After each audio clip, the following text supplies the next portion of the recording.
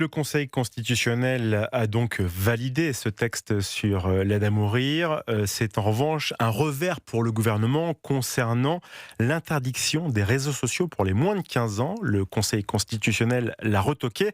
La mesure devait entrer en vigueur au 1er septembre prochain pour les nouveaux comptes, puis le 1er janvier 2027 pour les comptes déjà existants.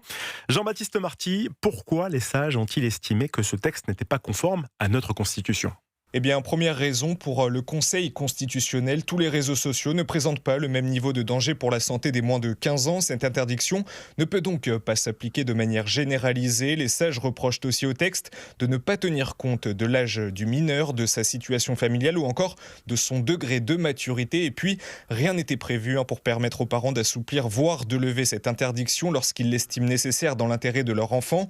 Résultat, pour le Conseil constitutionnel, cette interdiction porte une atteinte disproportionnée à la liberté d'expression. Autre problème soulevé par les sages, l'obligation de fournir une preuve d'identité. Elle porterait elle aussi atteinte au respect de la vie privée.